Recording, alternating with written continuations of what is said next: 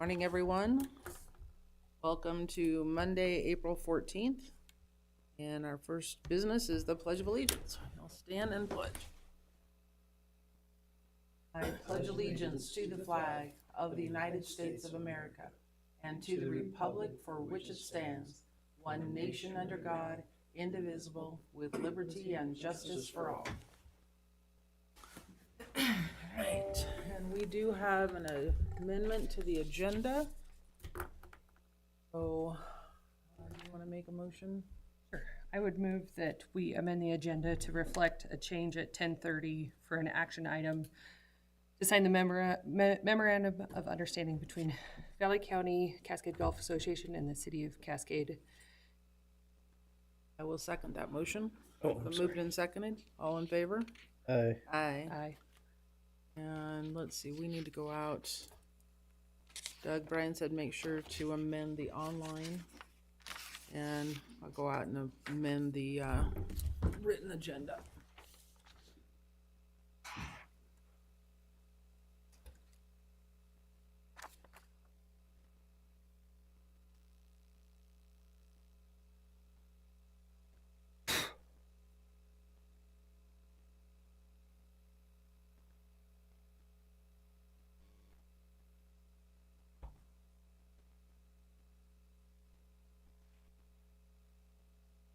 I think you like being the first one up, don't you? Gets things out of the way. I have better to do it.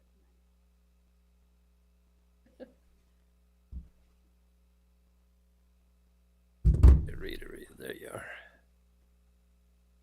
Okay. Rita, you're up. I'm sorry, but I didn't get to this until this morning.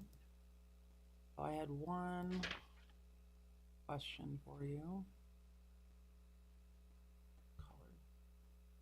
Shipping container. Curious, I didn't have my sheet with me either. Who bought It was the for Road and Bridge. Road and Bridge? Any idea why we bought a shipping container? Probably for storage during their transition. I already have one out there. Working stuff. Madam Chairman, That was Commissioners, I my think that's con- probably a good question.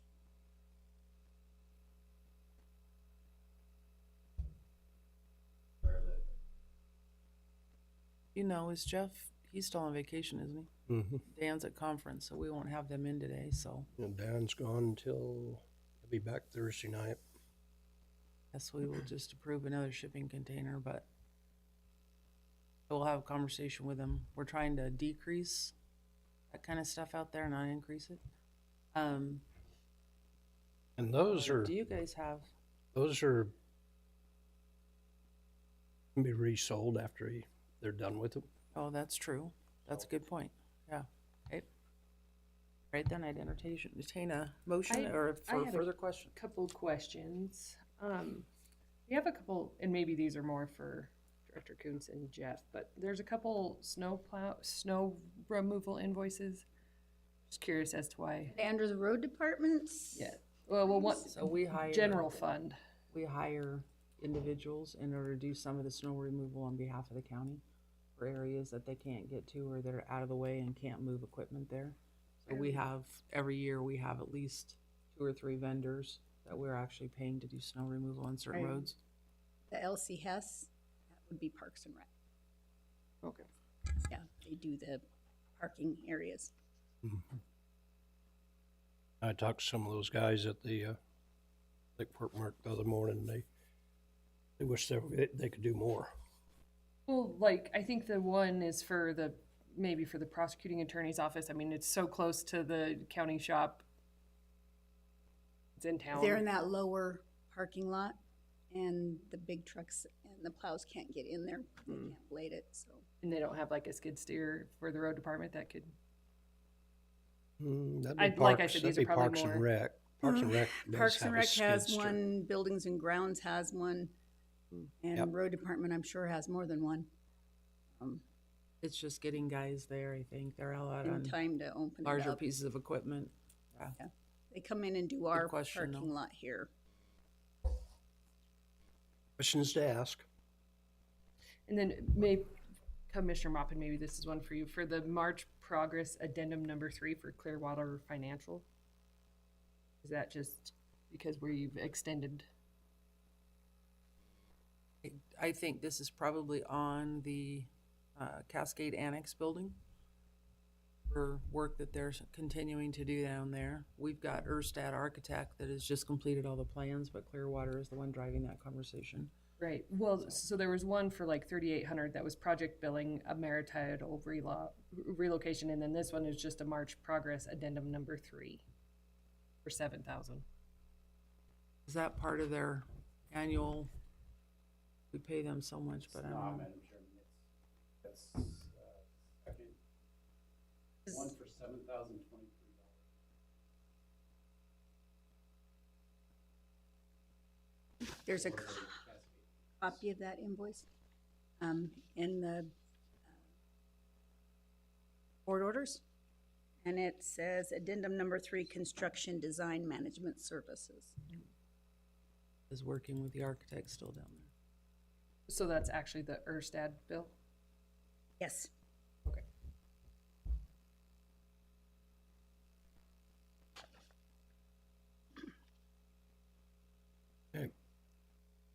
Anything else?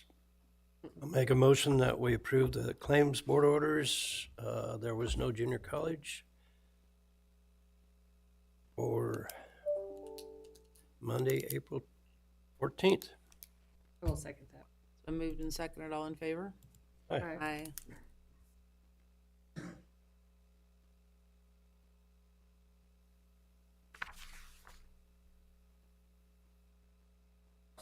Perfect. Like when you have things to sign, do you want to just keep them and then I'll just come down and sign them all at once, or? Not quite as easy for you, sorry. But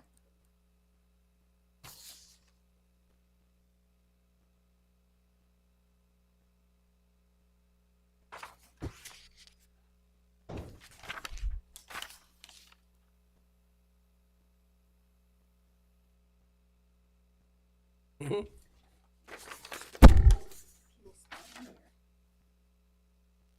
Yeah, we're kind of falling apart here.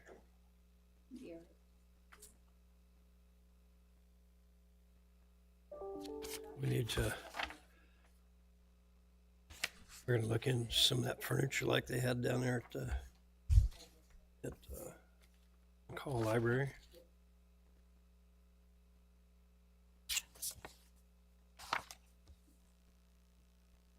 It's pretty slick. It was like, they made a horseshoe.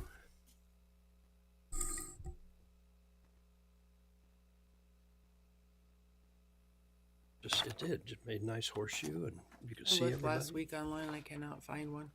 Really? I might, if we can have one built by the Idaho Correctional Industries, or just ask McCall where they got theirs, or Get a hold place out there to find one. of Bob, he might know. No? Thank you, Rita. Clerk Miller? You are up next. Commissioners, good morning. Good morning. We have an election scheduled for May 20th. It's a consolidated election. The elections that are going to be moving forward or for the Payette Lake Sewer and Water, they have a bond, as well as they have a contested commissioner or committee race. The city of McCall has an extension of their lot tax. The Cascade has a contested race for the Cascade Community Hospital or the medical district. And then the North Lake Sewer and Water has a contested race right now for a board member. So we do in fact need the commissioners to designate our polling locations for the May 20th, 2025 election. That would be for the Idaho First Bank, the Donley Bible Church, and the American Legion. Commissioners, I'll stand for any questions related to that request. You just would like a motion to approve those locations. Commissioner Caldwell, that's correct. I would move that we approve the designated polling locations of Idaho First, Donley Bible, and the American Legion in Cascade for the May 20th, 2025 election. Here, second? Second, also include Idaho First Bank. I did. Oh, did you? I missed that. Been moved Okay. and seconded, all in favor? Aye. Aye. Commissioners, thank you. Next matter, oh, my apologies. President Trump calling. It better be important, huh? Next matter on the agenda, Madam Chairman, Commissioners, is for the public hearing date for the Valley County budget presentation to the general public. I would propose, Commissioners, that we have that on August 25th of 2025 for the fiscal year 2026 public hearing. Commissioners, I did not determine what a time would be. Usually we would do 1 o'clock, but I don't know if the Commissioners are inclined to have a later time, if they want to have a evening meeting for the public hearing. That's I want to present this to the Commissioners, that I do feel that it should be on the 25th of August, but for the time, I would like the Commissioners to make that decision. What did we do last year, Doug? 1 o'clock during the normal business During the normal operations. Commissioner meeting. I think during the normal commissioner meeting makes sense. 1 o'clock's fine. Yeah. We've never, maybe we've had one person show up in the 6 years I've been here, so. Commissioner Thompson, you had lightly referred to trying to change our commissioner dates in the next quarter. Mm-hmm. I don't think that's on here, though, is it? No, but if we're going to work to change those dates, do we set it on a Monday if we're not going to be meeting on Mondays? Oh. We need to have that Point, Commissioner discussion. Caldwell. That the legislature's over. Or do we just continue with Mondays for this year? Or for, All of the boards we serve on, we've had this discussion before. All the boards we serve on make it really difficult to do it on a different day. We were talking about on Wednesday, being that legislature's done with, possibly changing it, for the summer and fall on Wednesdays. I don't know if that would be an That's issue. not on here today, so can No. we wait and set this? We can, Chairman Wappen, we just need to have that decision made by the 30th of April is when we need to have that submitted to our office. So if we can potentially schedule a discussion for changing the commissioner meetings next week for the commissioners to make that determination. Yeah, absolutely. Okay, let's table that then. Okay. Commissioners, if you don't mind, I'm going to have our grant writer come and present the next matter to the commissioners for consideration. Thank you.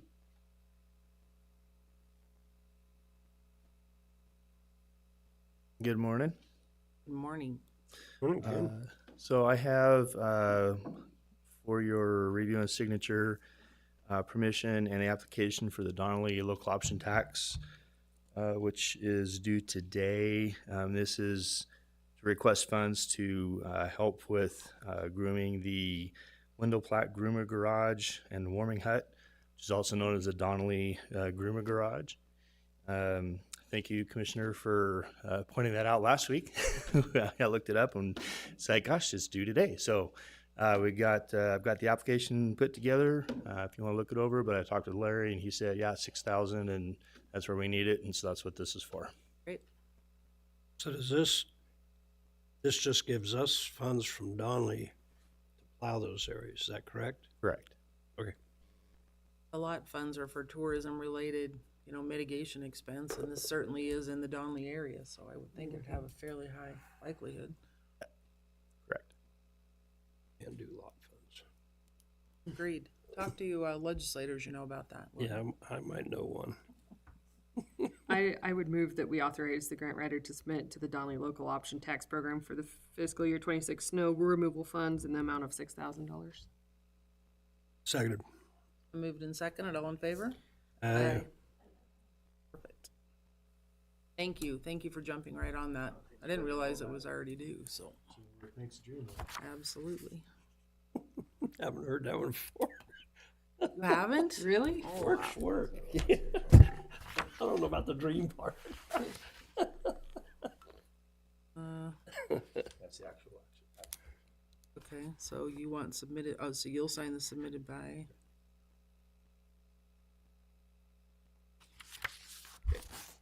Thank you. All right, Treasurer DeFort, you are up next. Morning. Good morning, Commissioners. I just have a request to increase the limit for the road department's debit card. So as you're aware, or maybe not, so I'll explain it.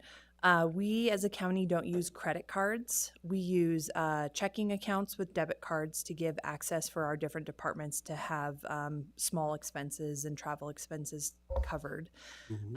Because of this, we limit each of the accounts or each of the departments to a certain amount of money that they're able to use. Well, the road department has historically had a $2,000 limit.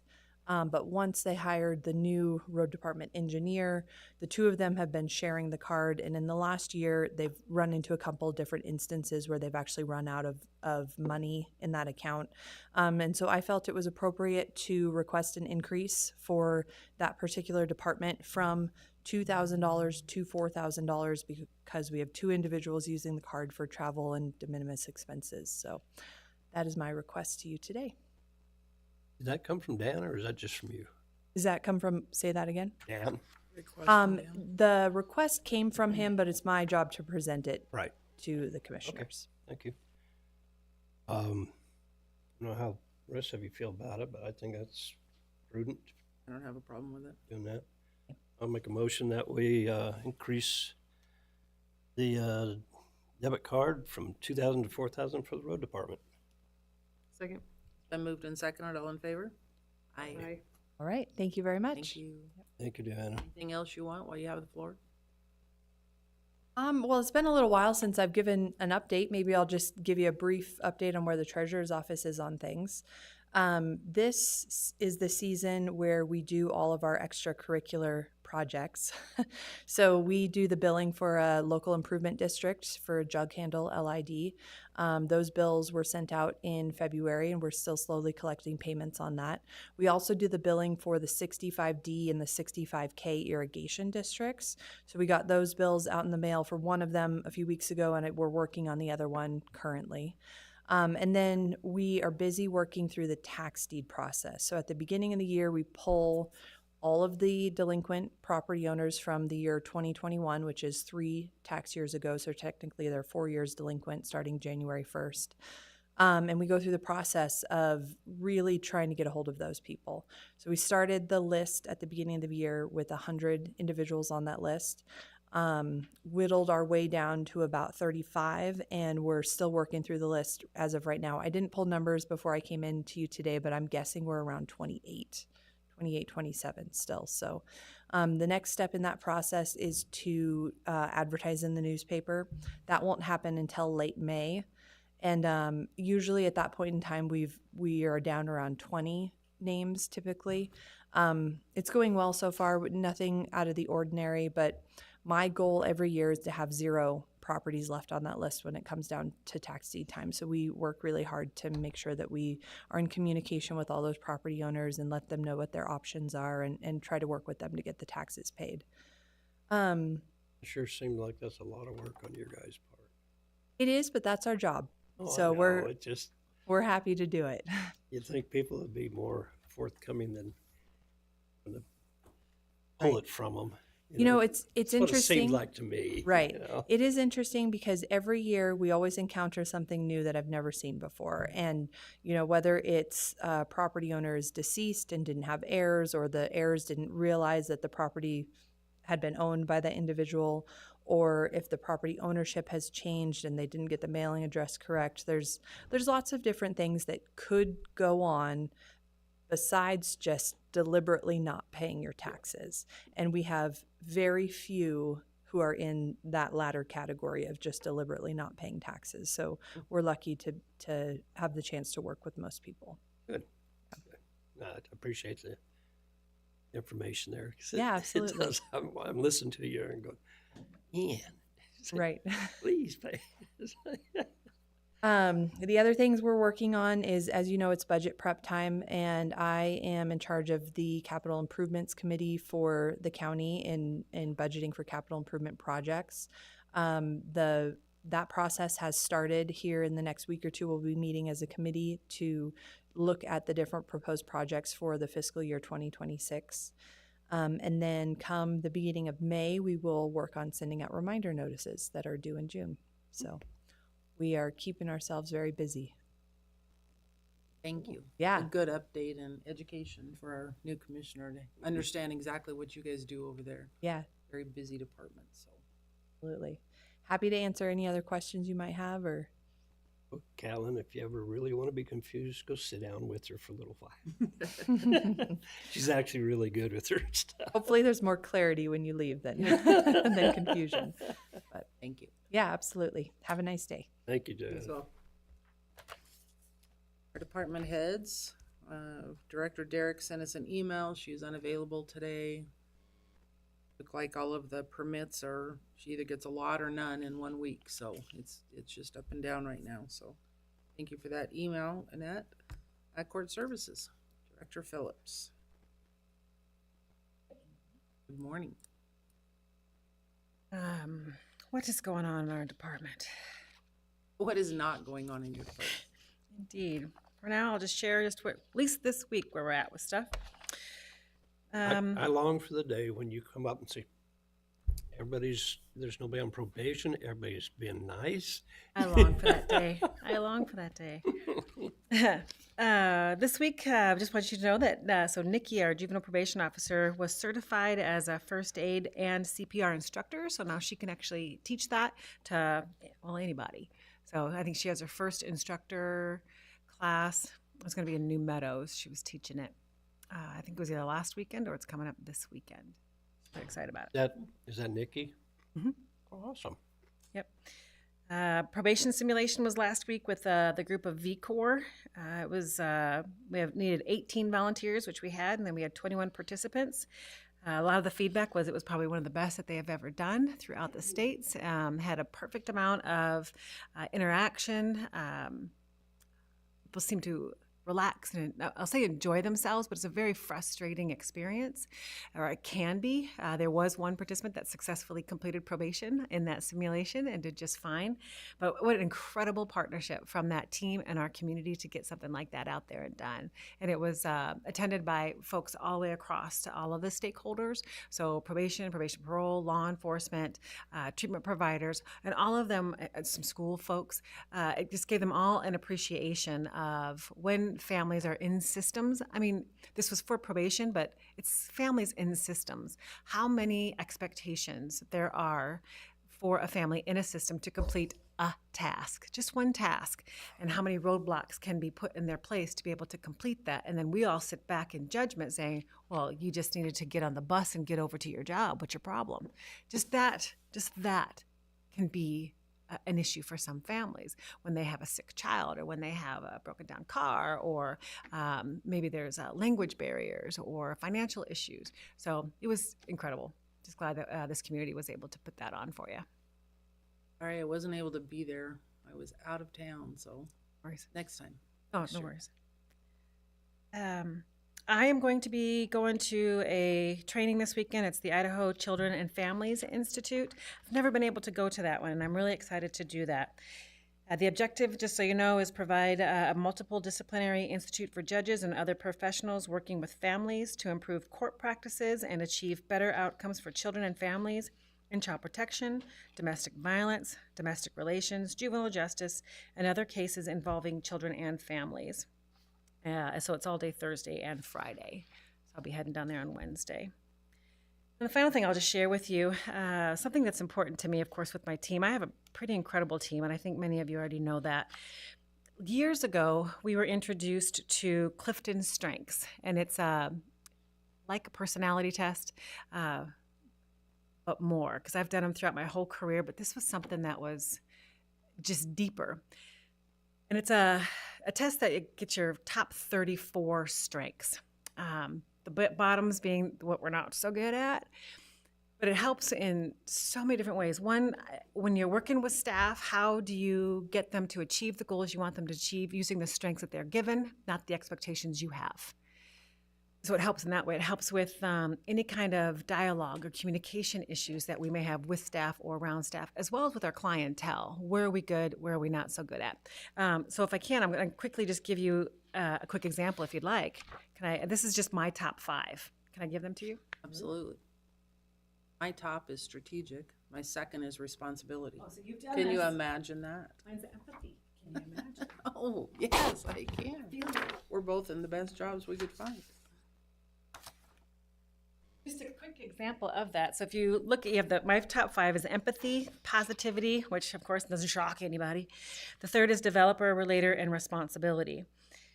And by my understanding of this, and I'll use Molly, Molly's strengths are the opposite of mine. So if you even look at my bottom 34, hers are in the top. So she is able to balance much of what I can and can do or cannot do, or things I don't even like.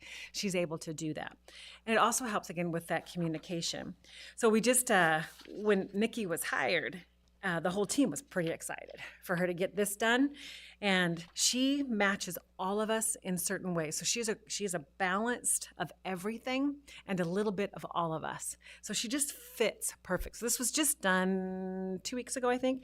And so we have Sylvia Ryan coming in. She's going to do a 2-hour training, no cost to anyone, just about where all of our strengths are, how we can be best used as a team to be able to move forward, or again, also she'll probably throw it out there, what could be our problems if we don't behave and if we don't communicate effectively. So it's just great for our team to keep us close together, to keep us open with one another, and being the best of ourselves that we can while respecting our differences. So I love that. How much does it cost? I mean, if we were to put this out there for each one of the divisions, if they wanted to do that, how much is it to actually take it? Is it still $50 each or something like that? well, I'll go from cheapest to where then if you wanted just the whole program. And I actually have it kind of tallied. Okay. So I just had Nikki complete her full 34, and it was $69.99 for one. Now I hear you can just go onto Amazon and not go straight to here, and you might be able to get like a deal off of Amazon.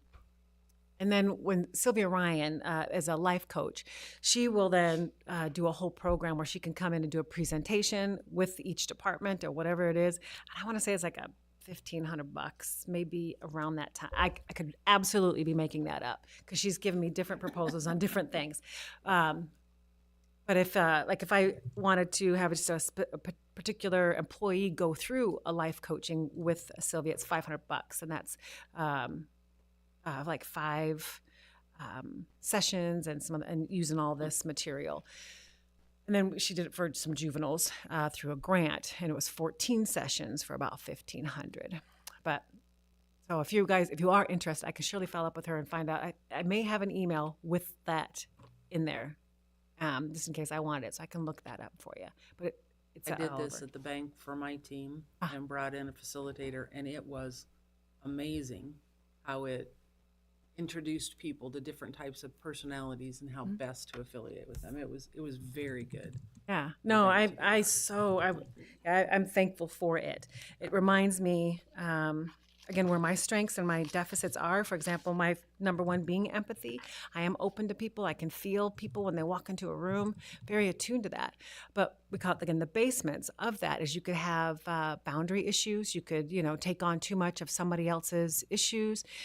So understanding that scope and that spectrum of our strengths only makes me better, especially if I'm open to it. Now, if I'm like, nah, this doesn't matter to me, then it's ineffective.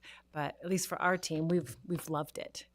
We don't make fun of it. We don't make it silly, unless sometimes it's, oh gosh, Dee Dee's being way too positive today or whatever. But they just know they have to get over it and move on. But So it just makes for fun conversation, even in the hardest of conflict. So Sylvia's an awesome lady. Been knowing her and Steve for probably 30 years. yeah, Good friends. I didn't know she was that much into that. That's pretty cool. Ooh, Sylvia. Sylvia. Yeah, that's so her entire life coaching begins with the strength. So it begins that conversation, and it begins when they open it up to a client, where do you want to go with this? Mhm. And then that leads then where she takes them. That's pretty Yeah. cool. Fantastic. Especially with kids, I love that. Okay, Any yeah. other questions? And I will make myself a Good. note to send you pricing. I thought I was going to have to take a test. I was You want to do it, huh? going to be in trouble here. I made my husband do it too. When Pat was here, she used a different tool. Personally, I like the Clifton's Yeah, strengths the it just best. goes deeper. You know, it's not just blue, red, yellow, or like whatever. You know, I've seen them, they're so small. This is just so articulate. Yeah. All right, thank you. Fun. Thank you. Next, okay, Melissa is not with us today. She is home ill. She did send a email just on some of the things that she's been working on. So anything in there that there will be questions on, you guys can go ahead and read the email. Up next, Mike Savoy, our Human Resources Director. Director Savoy. Morning. Good Brought morning. presents for you. Oh, great. It's not a test, is it?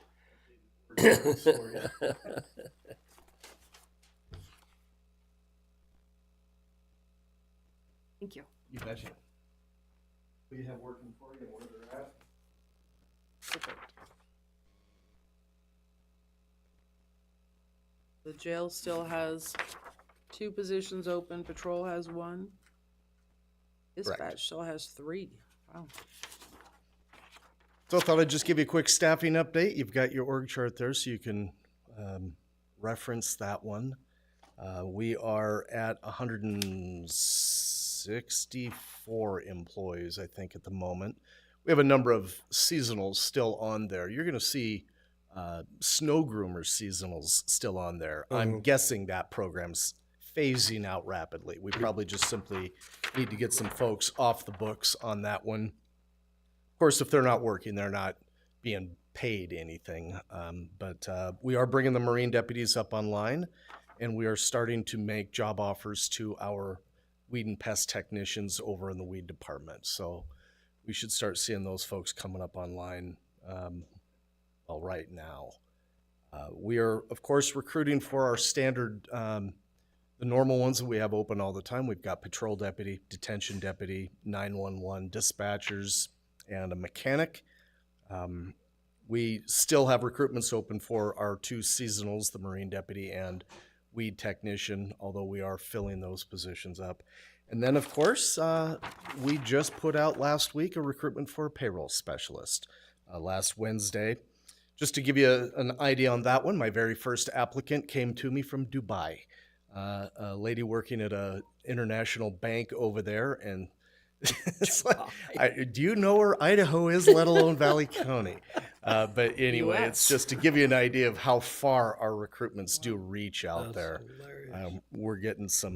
We get some pretty good spread there, but I plan on having that position open probably through the end of this month, start reviewing applications as they're coming in and reaching out to applicants as they come in. Mike, can I ask a question? On the mechanic, the gentleman that went out on sick, he had to have surgery or something, is he interested in coming back? You know, I have broached that subject with the department over there, and at this time it sounds like no for that. Do we need to, I mean, that is an important position for the county. Do we need to revisit that at all? I mean, we're in the range as far as salary and. We are salary on that one, you know, and what we've got coming also with Perpetua moving into town and firing things up. We know mechanics are going to be Difficult. difficult is a very good word to use. It's one of the suggestions I had for the road department is I basically said, look, tell me when you're ready to build a mechanic internally. We've got young people graduating high school who may be like, I don't know what I want to do when I grow up, but I don't want to leave town. You Be know, gearheads, could yeah. you take somebody in under your wing and start them small? Here's how you do an oil change. Here's how you do the minor stuff like that on a Go to vehicle. shop class. Yeah. I mean, don't they still have shop class? They still have shop class at the schools? They have FFA now, so small they don't- engines and welding and things I like don't that. know if they Right. have that anymore. But if we're willing to do that, I mean, it's a risk because you worry about, okay, I'm going to bring somebody in, I'm going to start showing them the ropes. In a few years, they become certified as a diesel mechanic, and then they leave me for more money. But that's the risk you run everywhere in this world. The hope is that you develop that relationship and get that loyalty to that from that individual, so that they say, hey, no, they were there for me, I'm going to be there for them. Or I can see me having a career here until the day I die. That's what I'm interested in. Because it is a great career working for the county. And if you want to be a mechanic working for the road department, you're talking banker's hours typically. I mean, we do have to have them available on odd times, during snow season. But for the most part, they're working 8 to 5 Monday through Friday for us. What about one of the apprenticeships through Department of Labor? We could do that as well. It's the same kind of a thing. You're right. An apprenticeship provides us with the funding source to be able to bring someone in, but we still have to find them. And we have to be willing to train them, and that's really what the I guess you could say the biggest obstacle is that willingness to say, I'll take that lump of clay and I'll turn them into a marble statue within 5 years.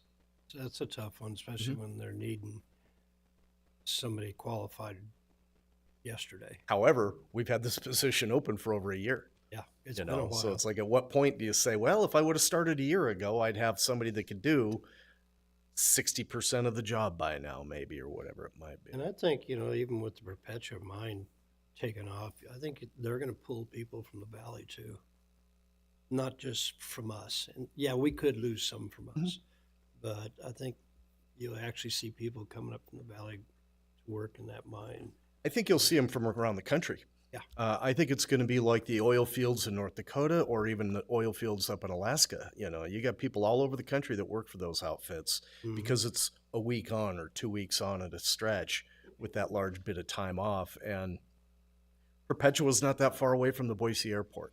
So, you can, and I think they're going to be, I wouldn't be surprised if they're going to be chartering people into the Cascade Strip here. So even shorter commute time to get yourself back home. So yeah, I do think we're going to have national interest in those jobs, and we're going to see people from all over taking them. Yeah. We have hired in the last couple of weeks, we brought on a new appraiser in the assessor's office. We have also brought on a new 911 dispatcher over in the sheriff's office. And we have 2 court clerks returning to the clerk's office here within the next couple of weeks as well. 2 individuals are going to be returning to us. One of them in a retiree temporary status, the other one in a full-time benefited status. So we got good news in that regard. And then next week, we are starting our interviews for the facilities director position. We have some strong candidates coming in. Some are either in town already or are traveling into town for those interviews. So got a good interview panel set up for that one. So that's really what's going on in my world right now. You have any questions for me? No? Thank you very much. Thank you. Thanks, Mike. All right, up next, our IT director, Director Wilcox. Good morning, commissioners. Not a lot of stuff. I'm mainly focusing on budget preparations and meeting with everybody to see needs for fiscal year 26 before I finalize some of my requests. Hey, you probably touch everybody, don't you? You do have to talk to everybody. Yeah, I do usually try to, not try, but I do usually sit down with every department head and elected official and talk to them. I'm still thinking about, I don't know if I'm going to have any CIP projects. I'm still thinking about if I want to try and do anything major this next year or not. Major I would got be a enough- move to the new building for you. I got enough going on that I might. There's nothing critical. I mean, there are things that could be done, but nothing that is critical like now. So as you alluded to, there's enough going on that maybe we wait a little bit. So Jeremy, or when you're talking about that new building, are you going to have outside people do the pre-wiring for you there, or are you actually doing that yourself? So my team is, so they're like, for as far as connections for like PCs and stuff, the building is already wired. And so the thing that's sort of some of the preliminary work that we're doing is to just, while the building's empty, map those, make sure they all work, and get them, because a lot of them aren't labeled. It's a big problem in that industry is Oh, yeah. labeling, unfortunately. So get them all labeled before everything happens, and then assuming everything is working, we should be good. So for each station, I mean, you have the Yeah, plan. until all the internal construction is done, it'd be hard to kind of visualize if we need anything or not. But to your question, if everything got done and was like, oh man, we're short on some stuff and we couldn't sort of figure something out, then yeah, I would hire May or Somebody to Four step Corners in. or something to come help me do that for sure. Yeah. As part of that, Sherry, that they may have to work down the prosecuting office, pulling tiles and running. Those guys need to be aware. And I do have an action item, so we'll figure out how to get from the top to the bottom here if that gets approved. So, because I haven't done a whole lot of looking to see how to get from upstairs to downstairs. I know it can be done because there's cabling going down there. I just don't know where all the holes are at. So, yeah. So, in light of that, the request that I have is there was a request to get several of the doors done. Some of them won't, for as far as badge access for when employees do move in there. Some of the stuff we can't do because the doors aren't there yet. But one of the requests was to try and get that front door done as quickly as possible so that we could control access in a better way than having to cut a bunch of keys and maybe they get lost. Nobody knows where they are and stuff like that. The badge is a lot easier to control and what have you. So the amount to do that front door is... Okay, we haven't had this talk yet, but the front door, I mean, we put the badge on there, right? Mhm. What about all the public that's going to be coming in that front door? So this is just for now, for like the contractors and stuff to do the building. There, I have a quote coming for a larger project to do those internal doors, but until they're there, we can't really do anything. We'll just have somebody go and lock the front door every morning. People can come in. Yeah, this would be for employees that come prior to opening time. So we'll just unlock the front door when it comes in. We have to have the conversation about security at that front door and what we're gonna do with that. That's what I was Yeah. alluding to. We're not quite there yet. This is just an initial to get that very front outside door Sure. done to kind of you have an easier way to control access as things are being built and as employees start moving in there. So I'll make a motion that we approve the So the that- front door access to the Cascade Annex. And that quote was, there was kind of two parts. The quote was $6,339. Mm-hmm. And then also hope, since it's part of that move and wasn't budgeted for in my budget specifically, to take that out of that same rescue funds that all the other stuff is being paid out of. Coming out of the ARPA. ARPA, yep. This only covers the front door for, But that's just the front door. for a limited amount of time. No, this is to put a card reader on the front door and get it wired down to the panel in the bottom. Which annual program were you planning on doing? For the door access, I don't typically do any of them. Hmm. We just maintain those ourselves internally. How many more doors do you expect to have to do if it costs $6,000 a door? So I think there was the,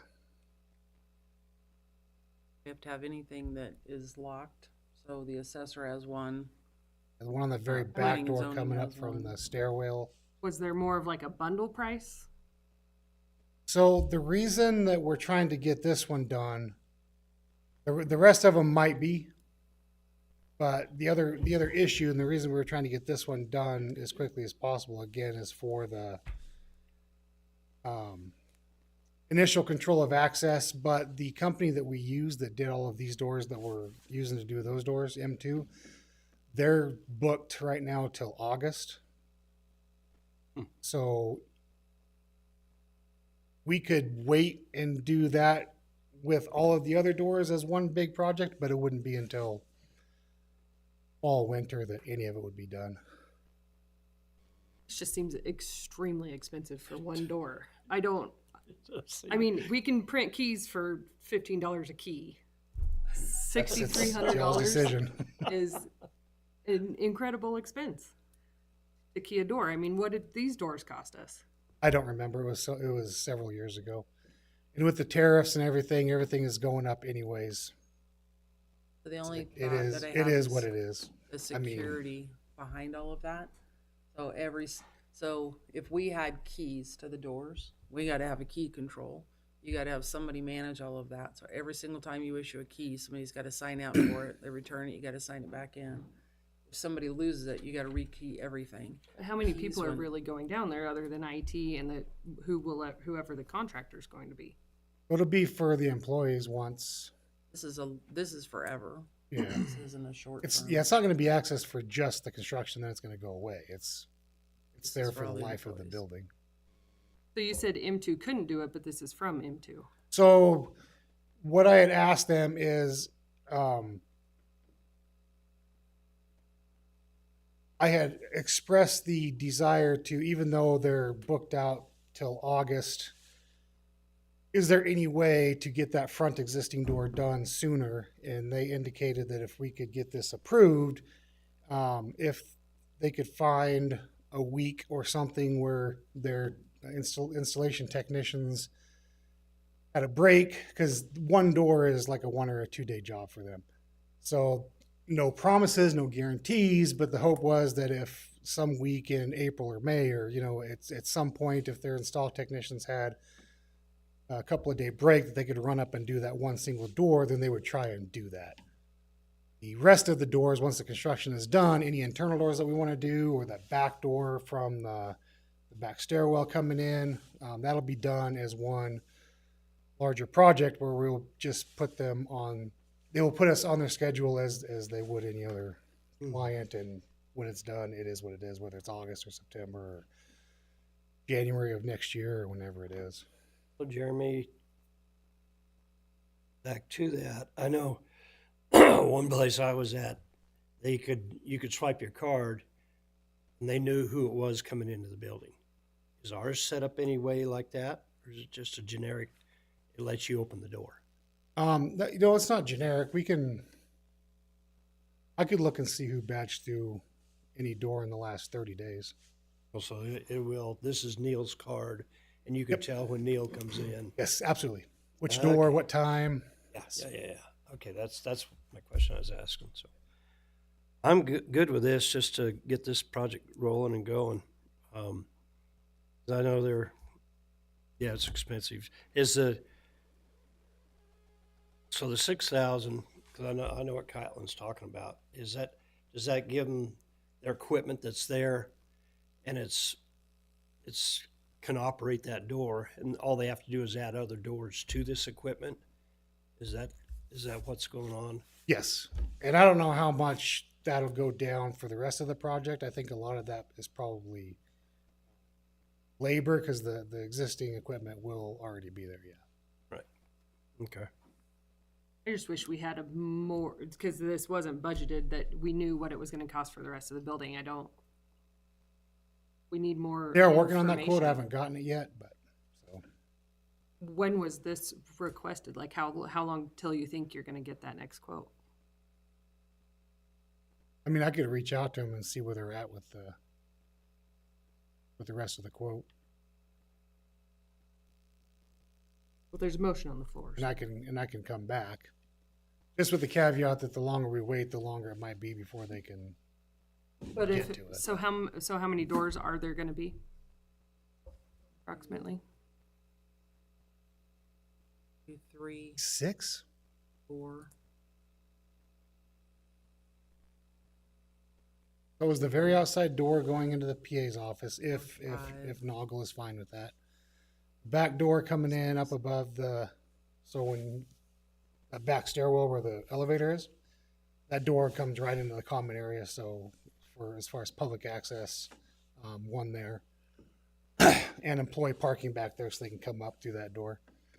And then again, until the internal construction is done, there were 3 or 4 doors talked about internally back to Commissioner Thompson's point, to control employees being able to go back and forth easily, but to limit public access to certain areas within that inner sort of big area. Control at the assessor's office, one going into planning and zoning, one going into the building department, and one going into DMV. There's 6. Yes, 6. It seems like there's about that. We're looking at like $40,000 of unbudgeted, possibly. The whole thing at this point down there on ARPA funds is unbudgeted. Well, It is, you know, I mean, I understand what you're saying. But I don't see a way to key that building when you got 20, 25 people running through it all the time. I mean, it would be a constant need to have, you know, your key set right there. No, I think we're gonna have to stay with what it is. And like I say, the first initial one, they're gonna have the equipment there to run it all. Just to even run one door. And then if we add 5 more doors, that should just be getting added to it. So Yeah, it would just be the labor for running the cable from the door down to the initial equipment. controller, and then whatever the badge reader costs. Whether that 6 will go down to 4 or whatever, I don't know how much less it'll be. And I get what Commissioner Caldwell's talking about. And I do too. You want to see the whole bundled price. Sure. It seems like we're just rushing everything without having all the information together. But there's motion on the floor, so we need to probably act on that. Okay, do I have a second? I will second. All in favor? Aye. Aye. Aye. Opposed? No, I will vote in favor for Did I make the motion? Yes. Remember? now. Yeah, you did. Commissioner Thompson made a motion to approve the request to add badge access to the front door. Yep, okay. My understanding. Perfect. Okay. Anything else? Well, I got in this. You have any questions for me? Where are we doing, how are we doing on building in P and Z? We Did have you guys do the other? yeah, we have one more. We have You do have another one demo tomorrow or Wednesday. I think it's tomorrow. Okay. So we'll have more of an idea for your next. And I can, if you want, I can send you that invite if you wanted to sit. I don't know what your day is like tomorrow, but I can forward that Depends to on you. what if you time wanted it to- is. It's at 10 o'clock, I think, or 11. Do that. They usually Send me an record them. We can probably send you the links to the recordings if you wanted to just watch them at your leisure. But That's all right. I'm counting on you 3 professionals to choose the right one, and we just need to get it done, get it moving. Yeah. we do, yes, absolutely. Okay. Thank you. All right, thanks. Thanks, Jim. Director Herrick, planning and zoning. Oh, she got her hair done. So I attended Cascades geothermal presentation last week. Oh, good. It was very interesting. Calvin was there too. The geothermal will be treated like a utility. You know, they run lines, you know, parallel to the water lines, and then people can connect to the geothermal just like they do, you know, the potable water. Now that's the plan someday in the future. In the short term, they're going to connect some of their facilities and maybe get a central business district heating going, but I think a lot of it's going to depend upon grants. So did they say anything, and Commissioner Caldwell, while you were down there, we actually have a stub out here to hook in, but that's been a problem with all of the infrastructure in the parking lot right here. It never was capped correctly. So we actually do have a stub to the line coming down here. Was that addressed at all? No. This is very beginning phases. High level. Simply Okay. just, is it feasible and how would it work? Just if you were ever there, know that we do have a stub out here. And there was some kind of, wasn't capped correctly, so it ended up creating a real drainage issue every time it came down there. But, so we do have pretty close access to this building, should we ever choose to do something. 'Cause that comes from School. a school. So is that just their drain water from the school? Is that unused, It's the runoff. just the runoff from the heating system? That's on the other side. in front Yeah. of the EOC. Front of the EOC there. On this side, within our parking lot, we continued right out by that hydrant. There was always a water hole there that started Mhm. creating some drainage issues. That is the existing pipe going up Spring Street. And we do have access to that. We should have hooked it up and put it they underneath just- sidewalks, what we should have done. Well, that was the original plan. And When they were unfortunately- designing that sidewalk, they were supposed to put pipe under it to heat Did it. they talk about why that didn't happen? They Haven't didn't get their asked. grant? I don't think they got it in their grant. That was the problem. Yeah, this grant, they applied for like 2 million and they only got 20,000. Wasn't that the numbers? I didn't ask. That's pretty short. For 15 million and they got 20. So, well, that was for the whole geothermal. But they'll continue to apply for the grants to put that. They did identify where all the hot wells are, and so it was interesting. It was very interesting. It had a really good turnout, I thought. Good. So- Thank you for going. Apparently, they had a second round of people, and Trevor did another presentation after we had exited. Yeah, probably people getting off work and Mm-hmm. things like that. So yeah, it was good. So continue to work through the comp plan. We have 2 meetings scheduled in May, the 5th and 12th. 8th and the 15th. What's the 12th? Oh, we had to schedule 2 meetings because we had too many things for one evening. Or, So for planning and zoning items, The 5th is the Oh, for you McCall. The guys. 8th and the 15th. 8th and 15th, yeah, the 5th is with McCall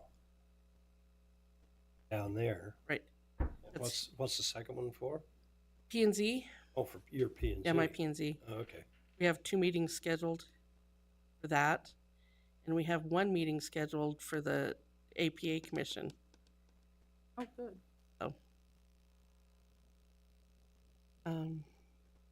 Valley Soil Water Conservation District had guests of Lance Holloway with DEQ and Mike Reno with Central District Health, and they were talking about the TMDLs and septics and NP studies and things. And I've been making a request to try to get a copy of that. It was pretty interesting. I got into it a little bit late, so I didn't get to hear the first part, the introductions of it. So I'm continuing to try to get a copy of that recording. And then I would recommend that everybody listen to it and so we can see what Lance has to say. Is he gonna come and do a presentation of planning and zoning maybe? Might be a good request.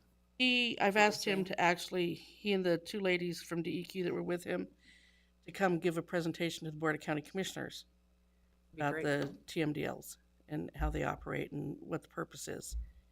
Because it's been a long time since there's been a refresher. And then the P&Z would be invited to that, or they That's could perfect. listen. Okay. Had a scenic byway meeting. We kind of approved our map boards, and so they'll be putting up refresher boards up and down the byway from Eagle to New Meadows. We just had a quick meeting. We'll have our official meeting in July. Dee Dee Phillips and I were talking about that. This is just Who? food for thought. Dee Dee Phillips. Food for thought. So she was driving into Moab, and on their scenic byway signs, it talked about we offer mental health services and substance abuse. I don't know if that's an appropriate place. She would really like to see something like that as people come into our community, especially on vacation. You know, they're making bad choices. She wanted to give them ideas. I didn't know how to verbiage that. Said, you know, you're doing 65 miles an hour along a sign. You're not going to capture that much attention, but. Well, I had that discussion with her, Oh, did you? Okay, did. good. and ITD controls the scenic byway. That I told her to talk to the ITD. I thought it might be more appropriate to put those at restaurants, lounges, That's what I was grocery kinda saying, stores, too. that type of thing, versus plastering it on the scenic byway. Well, just being able to capture that information as you're driving by so fast is not. Because they're not welcome kiosks, they're signage. I think that side of that big metal building as you're coming into Cascade is a great place. Put a big sign that says, "Welcome to Valley County. Come here on vacation." Leave on Leave on probation? vacation, Yeah. on probation. Well, not necessarily. Very low percentage. So, anyway, we continue to be busy. Good. Yeah, You it's ready very for good. ready for the big move someday? I can hardly wait. You can hardly wait. Wow. Oh, I thought you'd go. everybody's not kicking and running to my screaming. office, huh? I think you'd go kicking and screaming from your office. No. I'm kicking and screaming that I have to move. Because I would rather have stayed here because of access to this room. Good point. But if we're going to move, go for it. Let's get her done now. Well, access to this room may change if we ever get an event center down there, because that would be a great commissioner's room. By the time you get an event center, I will not be here. You or me both. Okay. We will attend at some moment in Yeah, time. it'll be interesting getting our stuff back here. But we've talked about that and we'll work through it. Yep. So. Okay. Anything else? We're all good. Okay. Thanks, Santa. Director Laxon, Parks and Rec. Chairman, Commissioners, Honey. another sunny day. Happy. Yay. Yes. Just a comment, we actually switched all of our groomer garages to mechanical digital, so that if we lose somebody that we don't trust, we can just go change the digital thing. Very inexpensive, you know. Anyway, spring's here, so what everybody knows that means spring maintenance, right? We finished the maintenance at Smith Ferry. We're starting on Donley. We're still grooming some of the main corridors because there are people from out of state still coming in. There's no snow anyplace else. We'll keep that up.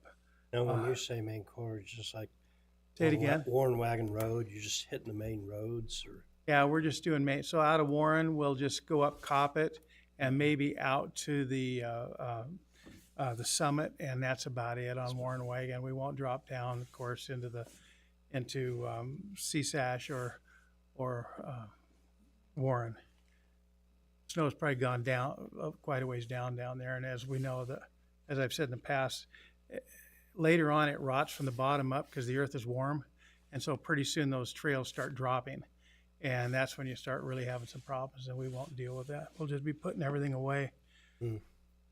And we've got the new groomer that was supposed to be here in November is now going to show up the last week of this month. That's helpful. I asked them to keep the picks off the track, which is a long pick because they're hard on the road. Because we're going to park out there. We're going to run up Anderson Creek just to make sure things are running properly. I don't want it sitting for the next 3 months and then finding out it doesn't work when we start up next year. Or let's say 5 months. Let's not rush winter Sorry. coming back. I do apologize for that comment. And you will be held accountable if it shows up in November. We're changing signs out, picking up some, why there's enough snow, we're picking up some of our warning signs and stuff like that, and changing from winter signs to summer signs and getting that procedure done. Met with the advisory board last Thursday, and one of my main, there wasn't a lot of things on the agenda, but for me, I wanted to remind them that this summer is a busy summer. We've got, one of the main things is the new trail, the new power line trail. It needs to be marked with diamonds, because right now nobody knows that trail during the winter. So it's got to be marked really well for grooming next year. And we also need to mark some of the trails down at Smith Ferry and Cascade because, well, the trees that the diamonds were on don't exist anymore. So it's time to make sure those trails are marked for safety really well. I don't know if you guys have been following HR 417, Fix Our Forest Act in Washington, D.C. It's a bipartisan piece of legislation. It's good. It's very generic, unfortunately. But it's something that you might want to read and make comment on. Larry, can we go back to trails for just a second? Now that Perpetua has been approved, what is the time frame? Have you had any conversations with them as far as that Every new week. trail out there? every week. In fact, I talked to Dan, he's gonna, and our attorney, they're gonna invite me to that conversation they have with closing the roads and stuff like that. And I just wanna make sure, because the big concern is that the recreation kind of gets pushed off a little bit, but we don't want to agree to do anything until we make sure that that's open. That way, we're not going to go a winter without access. That would be horrible. And to be quite honest with you, Perpetua has been very supportive in saying they're going to get it opened up. But I just want to make sure that we have those limitations so that that thing is open, running, and everything goes real smooth. We definitely don't want any hiccups this next year in it. It's next week, isn't it? I think so. Yeah, Dan's off this week. Yeah, it was next week. Of course, I've talked to you guys a lot about Idaho roadless. I'm quite concerned. I think if you were to look out, if the blinds were open, you look out, you look at the top of the mountain where you see all the dead standing trees up there. And the reason those are still dead standing is because that is Idaho roadless and it has not been treated by the Forest Service, and that is part of the Cascade District. Just thought I'd mention that. I've got Jim Caswell, who's the head of the Idaho Roadless, coming into the PFC, not this month, but the following month. So he'll be here in May to talk to us about roadless. Roadless is really, remember, roadless is a rule, not necessarily a law, and roadless has 6 themes to it, and that's the part where it gets difficult. We believe that they could have treated that, why they were doing that other project up there without doing NEPA, but we need to hear that from him. So what organization's over roadless? I'm sorry? What organization's over the roads? Is it The governor's office. So, state? yeah. Yeah, it's roadless committee is a state committee. I think it's assigned by the governor. And they have a lot of different people on it. They've got Trout Unlimited is on it. Idaho Conservation League is on it. There's a few commissioners on it. A lot of retired people. But I don't know the last time they ever even had a meeting, to be honest with you. I spoke with them in depth last week, and I am going to go ahead and put my name in to be in on that. It's important, and I Idaho's think different. There's 3 rules in the country. One's federal. yes, And then there's Idaho's, and then there's Colorado's. So Idaho actually has a lot more ability to do things in the roadless area. They can put roads in. They have to be mitigated once that project is done. But they can do projects in the Right. roadless area. But what? Okay, but what my mindset is thinking is, what is roadless?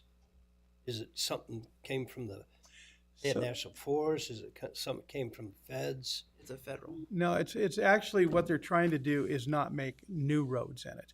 The existing roads can stay. Hasn't been any. A good example would be when the mine was getting permitted. Sure. One of the biggest comments was, how are we going to offset the loss of some of our recreation up there? And Forest Service would say, we can't build any new trails. Not true. Roadless is roadless. That's a road, not a trail. You can put a new trail, depending on the theme of there's 6 themes. Depending on the theme, you can put a new trail system in roadless. And that's something we're trying to do, but boy, sometimes roadless ends up being an excuse more than anything else. It is a federal rule. So it's Yeah, it's a it rule. came down from So back in feds. the 70s, Idaho and Colorado actually went through a process to be able to create their own rules. The Idaho Roadless Commission is an advisory board to the governor's office. Mm-hmm. They actually report to species conservation. So it's just, they look at all the projects that are on the forest and say, Governor, we agree with this. We think this should be changed. But, they're just an advisory committee to the governor. And okay, I take issue with that. But it is a federal rule. I follow you there. But here we are with AHR 17, right? 417. Okay, here we are with all this catastrophic fire stuff that everybody's trying to deal with because Clinton's killed our whole forest production industry 30 years ago. And here we are needing to thin this timber. And here's this area that says, oh, this is roadless. There's timber in there, it needs to be thinned. Well, the roadless commission can say, we would like to put in a temporary road, Governor. Give us the ability to do that. Yeah, that would have to come from the Forest Service saying, we've got a plan that enters roadless, and here's what we want to do. Well, it's kind of like when and you saw the part from the feds, when it said, oh, we're going to log some of this burnt timber, 250 acres of the 200,000 are burnt, and we'll let them do a 1/4 mile of temporary road into that area. That was the most silliest thing I ever saw in my entire life. And it's like, you guys, this is a joke. A logger's going to want to do that. And then he's got to tear the road back out. I mean, I think I'm sorry, I just have a hard time with the, No, I the understand. common sense is out the door. I sent you guys an email on talking about shared NEPA. So remember that we're hearing from the locals that they can only do 250 or whatever they decide, 300 acres on a CE. But the BLM can do 4,200 acres on a CE, and there are forests that have used that. So this forest can use the BLM's NEPA that's already been done, so they can do shared NEPA. And that's a conversation we're trying to have with the PAET, and it hasn't happened yet. Oh, I remember reading that. I think it was 42,000 acres, though, wasn't it? It was huge. I thought it was 4,200, but it might be 42,000. There, and then also, what was the other one I saw? Oh, the head of the forest sent out that memo on NEPA. Remember when Trump first got in there, they changed NEPA. What they did is they timed it. The biggest problem with NEPA has been over the years that it can take years for them to get it done. And so they changed that, and they said, you've got 30 days to get this part done, 30 days to get that part done, 60 days to get this done, then it has to be out to the public for comment. And so they were pushing it, making it go through. As soon as Trump was out, then the new administration got rid of that, went back to the old NEPA. So a good example of what that does is, remember we did Granite Meadows. Granite Meadows, they spent a year doing NEPA on that, then canceled it. And now we're doing Granite Goose. How long have we been talking about Granite Goose? I'll bet we've got $1 million to $2 million spent on NEPA for that. So now, hopefully, now that the new head of the forest has said, no, we're going to go back to timed NEPA, we'll get that stuff done. We'll quit spending money and get the projects. Granite Goose still isn't going yet. It is not out for comment. And that's been 2 years. Wow. Pretty frustrating, to be quite honest. And I'm sure the people doing the work are pretty frustrated too. It isn't just us. Yeah.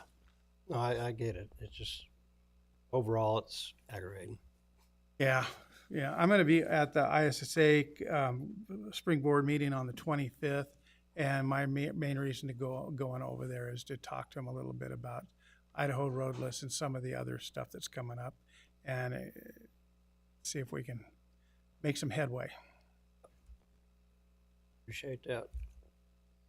I'll get off my soapbox for Anything else? 5 minutes. Huh? Anything else? No, I'm sorry. That's quite a bit. You get me talking about forests and roadless. It's frustrating because coming from a private sector, I want to see stuff get done. I actually have a quick. Take care of our county. So we received the email about the North Fork Championship Yes. in 2026. Yes. I know he's really wanting to get. I spoke with him. I forget his name, but James Bird. But he wants to bring back the North Fork Championship in June of 2026, and I know he wants to get moving because he understands that he has to have his CUP and everything. So,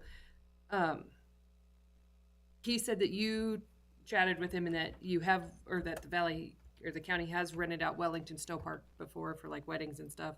I guess I'm just wondering, is this an option? I think this is a great economic event for Cascade or for Valley County.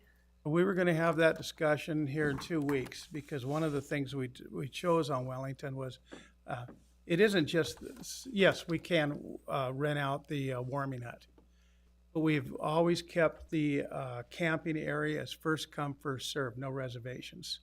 And we're going to have a conversation about that. I'm first waiting to see, because he's also trying to get use the area across the street with DF Development. He's got to get a permit from ITD, that entry exit permit there, to see how that goes. I know they had a lot of problems with that before. I just wanted to see more out of him before I brought it to you. Okay, because I mean, I do appreciate that they're doing it during the week. It's not, Yes. you know, key camping times. Yes. I guess I would like to see us be able to work with them. I'd 'cause love to it's see a it great come back. event. Absolutely. I would support that too. Especially because it's not on a weekend anymore. Yeah. And for That traffic was purposes, amazing. was- to drive through there. Oh, man. But yeah, no, this guy's got a lot of energy, and I think a lot of desire, and it would be good for our county. So Okay. we just need to talk about, do we change the rules at Wellington Yep. I just want to make sure that it was on your radar and, about it too, just to okay, get the idea on board. fantastic, thank I'll you. talk to our recreation council about it this Friday, or next Friday. We would probably need to understand too, if we're closing that campground, are we gonna charge a fee for the day? Absolutely, we can't give up. Oh, no, I wasn't, and I don't think he wants it for free. No, he is he's not. He willing is- to rent them. He just Yeah. wants to know he can get Yeah. those spots. Absolutely. Thank you. Great. Thank you. Thank you, Larry. Have a great day. You too, buddy. Rector Holovichek. Oh, you're getting better at that name. Morning. Good morning. Oh, I know what her name is. Can't spell it very well yet, but Alphabet. So working really diligently on updating the CWPP. We had our kickoff meeting. Tyre Holfeltz came down from Coeur d'Alene, and he is ultimately the say-all of approving the CWPP. And he said Valley County's fire working group is the biggest group he's had in years.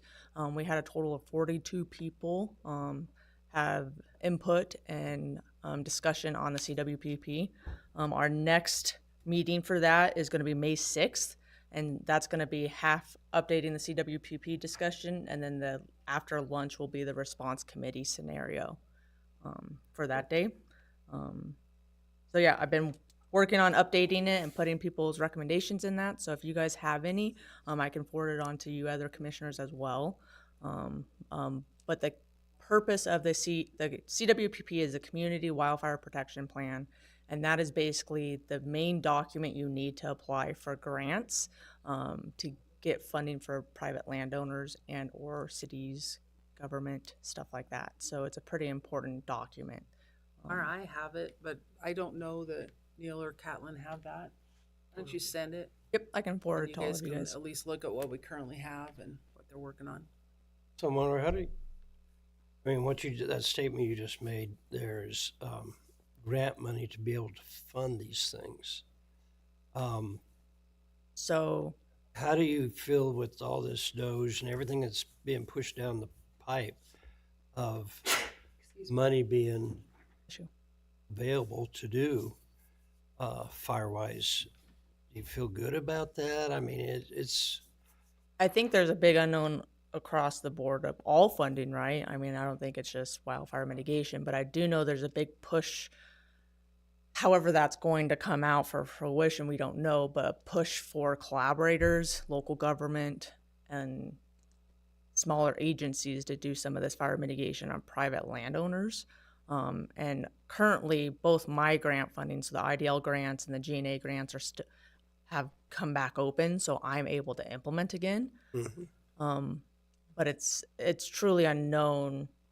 I know there's a push to do more GNA, right? But GNA is what we do here. Is it across other states also? yes, it is. Yep. So it's not just our states, it's Colorado, Montana, it's all of them. Yep. I don't know exactly which states put a lot of funding into GNA. I know state of Idaho is specifically. In all counties, they have some sort of GNA funding, but I don't know across the U.S. how in depth their GNA program is. But I do know Tom Schultz comes from private forestry, and his incentive is to do a big push on GNA in all states because he sees how well it's working in Idaho. And so GNA as a whole is basically helps the Forest Service also get like timber sales done faster because they move some of their timber sales over to the state of Idaho, and then they contract it out because they don't have to go through NEPA, they don't have to do a lot of that stuff. So it's easier to contract faster. So that's truly one of the mechanisms of GNA, as well as Forest Service funding county programs like mine to implement on private ground. So there's kind of a couple different aspects of GNA. Right, It's- and that's where, yeah, I know we've talked before about the GNA, and you go in and you do all the underbrush from 10 foot down, and my thought is going back to, what the University of Idaho gave it in their report was that you pull these trees apart from each other too. You don't have trees that are like this where the fire can just run. Yeah, so doing more overstory component. Exactly. And there is a big push for that as well. But with the caveat of all land ownership, it's up to that landowner to want to reduce some of the overstory. But, okay, And it's not just public land, right? We're talking about private land, and that's Sure. what I implement on is private ground. but what I'm talking about is like, look at the insurance industry that is just hammered everybody now, all across the West Mhm. because of that. I mean, it would seem like that would be a great selling point from your part. If you want the insurance company to back off, you're going to do the overstory and the understory, and to make your land, cleaned up so the insurance companies will look at you as a safe place to insure your property. I do not disagree with that. I'm just trying to be a But- salesman here. Totally. When you're going out and Yep. talking to these folks. And some of these grants are starting to offer more of a restoration component. And so that's truly what that All Lands partnership, and that's why they got so much funding, was to do more of that overstory component. Because really in the scheme of it, like $240,000, just my understory, that only does 90 acres. So really, when you're starting to take big trees that are over 10 inches, 10 acres can be 10, 20, 50 grand. Sure. So it's significantly more cost when you start getting into the overstory. Well, the overstory can also sell itself because you can be selling Yep. that timber. And so there's obviously fundings coming into place to do restoration. And IDL is actually offering some grants as well for me to be able to do some restoration. But also now trying to find, there's different components of it, right? Like once I start offering overstory, I have to start hiring loggers. Sure. So it's a whole, there's steps that we have to start putting in place to offer those kind of mechanisms of treatment. And I think that's important because you're going to see the Forest Service as they're getting, mandated, you're going to start thinning the forest. Mm-hmm. I think that's going to be a component that needs to work with in conjunction with you. Yep. For doing that. And especially for here on the valley floor, that people love to live in their trees. That's great. But guess what? The insurance company won't insure your house. That's a big issue. Yes. And So, Love to burn in their trees. we are seeing that. Just so you So- guys know, we did get notice that brick funding has been frozen. So our all hazard mitigation plan is on hold. Even the funding to do it is on hold because we can't get any finalized word on whether, so if you put an all hazard mitigation plan in place, it's to create projects that would improve our response to hazards or to prepare for hazards. Well, those projects don't have a funding mechanism now. So there's no reason to have a plan if you can't go after grants to find funding to do those projects. So we are waiting. I've got calls or emails into our congressional delegation on what they're hearing. But the other side of that is we get matched for Juan's position, and that funding is also frozen. Right now, we don't have a way to fund the second half of our emergency manager. So that's gonna be a longer conversation if we don't get clarity on that before budget time. And where better we're at. keep something going or you'll be out of a job. They're cutting all the funding. Mara's got a job. It's Juan that's at risk. I guess that just depends what you guys want to offer later on. But as of right now, both my grant fundings are available. So Good. implementation and obviously covering of wages as well. I do have Wildfire Preparedness Day coming up May 3rd, and we're going to have it at Donnelly Fire from 1 or 11 till 2. We're going to have Smokey the Bear. We're going to have an education crew coming in and doing little seminars for the public. So they have like a little matchbox where they light it and they show it all igniting. We're going to have some Firewise plants available for free, plus some Firewise educators to tell you what you need to plant around your homes, describing your defensible space. Smokey the Bear will be there at 11:30, and they will be doing a little story time as well. Firewise grants close tomorrow. We do currently have 54 applications, so that's That's the highest ever, isn't it? Yep, that's the most we've had since the start of it. We have 25 community grants, which is phenomenal. Last year we only had 12, so we've doubled with community grants. We do allocate $50,000 for that, so a lot of these potentially will be funded some, but not as a whole, right? But that's the whole point, is to get the landowners to have some engagement with their own implementation. They're seeing the last fire season, and they're seeing insurance, and everybody's decided we better get on board. Yep. That's what's happening. I think We've been the Trump working. administration's going to prioritize that too. So Yep. So The fire working group's been working with Kara Utter to create the mobile risk dashboard. So basically, this is individual parcel assessments, and we rank their fire risk hazard. And this is a dashboard that is not open to the public. It's just for fire personnel and or incident management teams when they come into the area, so that they are already a step ahead and not having to do assessments. Like if they're going to evacuate the whole west side of Cascade Lake, they already know which houses are where, who's already done fire mitigation, what projects have already been completed, who may have some extra needs of time for evacuations as well. So that's going to be done here in the next month, and then we'll start a demo of it to see if we need to add some changes or anything like that. But if you guys are interested in getting a site or a view of that dashboard, just let me know. We can set up a meeting with Kara so she can go through all of that. It's actually a really cool dashboard, to be honest. So would you guys like that on an agenda? I'm actually pretty excited about it. I think it's actually Why really don't you cool. put it on an agenda and invite Kara to go ahead and present to all of us? And it'd be great.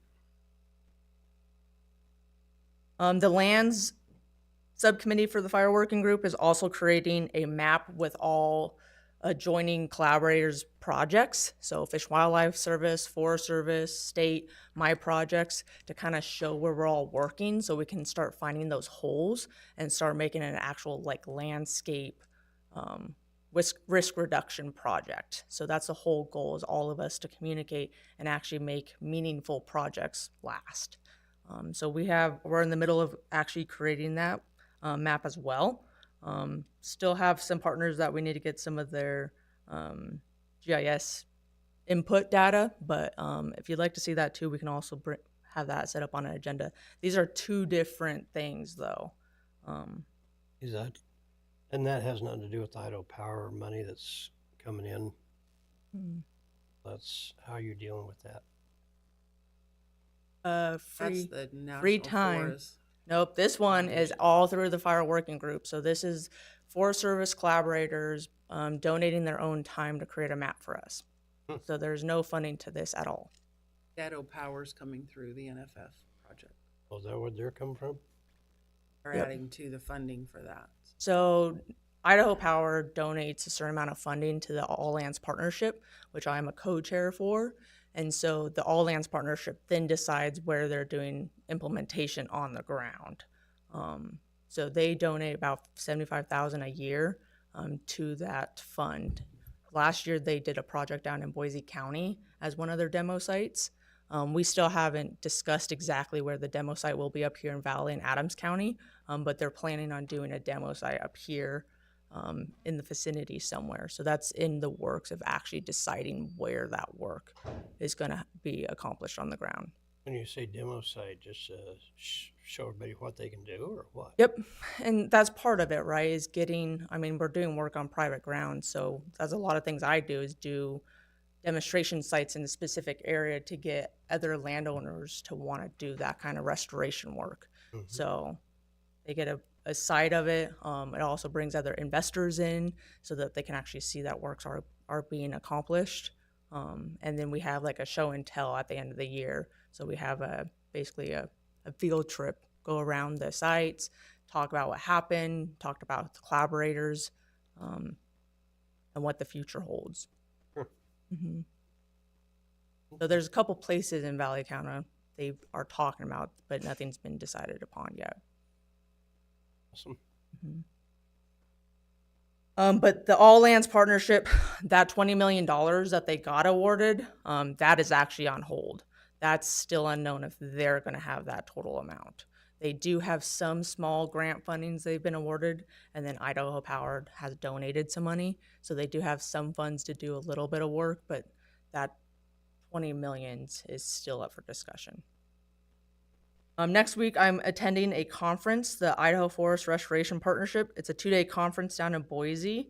There's some really good key speakers. Tom Schultz is going down there to speak. He's the chief of the Forest Service. The lieutenant governor will be down there speaking. Their main point of this discussion is to talk about collaboration and how we can do cross-boundary work with local government, county government, and then federal government as well. Will be a good one. Come back and report. Okay. Will. I can't go, but anybody else can join Mara, but she will be there on our behalf. Awesome. Any questions? Good. Nope. Thank you for all you're doing. Thank you. Right, next up is our golf course MOU between the county and the city and the golf course. That actually was sent over, Neil, I don't know if you send that, yeah, this weekend. Did you get a chance to review that? Mm-hmm. Okay. Yeah, Catlin, I think, sent it over. Are there any questions about this? I mean, this has been an ongoing conversation for quite some time. Now the city is willing to sign on this MOU also, which strengthens the case with Fulcher's office to get this done moving forward. So I'm 100% in agreement with this. I've been a part of the conversation for the last couple of years. Is the, so BOR is totally signed off on that. It's a go with them. No, this is Fulcher reaching out to get the final people at the table to make sure that all of the local agencies are in agreement. And then he will pass legislation to do this. BOR really doesn't have to agree to it. It's part of the legislative process. So he has a bill ready to run, but he wants to make sure that all of the local agencies were on board with this. And to this time, the city of Cascade had some concerns. So the golf course went out and talked to them, the golf board went out and talked to them, came up with some understanding, and that's why the MOU is in place, so that all of our conversations are in one place, so everybody's fully aware. All the stakeholders are on the same page. Okay. No, yeah, I was good Fulcher's with ready it. to run this bill if everybody's in agreement. I was good with it. I have a motion. Oh, Catlin, do you have any conflict of interest on this? I'm a member of the association. Would that be a conflict of interest? No, but you're not on the board or No. Mm-mm. family members that would benefit from this. I have a family member on the board. Doesn't matter. I don't think that matters either, as long as I don't have financial I compensation. think from Brian it. Oki would have alerted me to a conflict of interest if I wasn't able to sign. Okay, perfect. So do I have a motion to approve? I'll make a motion to approve the MOU for the Cascade Golf Course. I don't know how you'd want to say that. It's an MOU between Valley County, Cascade County, Golf, and the city of Cascade. Yep, and the BOR. Have a second? Second? Been moved and seconded. All in favor? Aye. All right.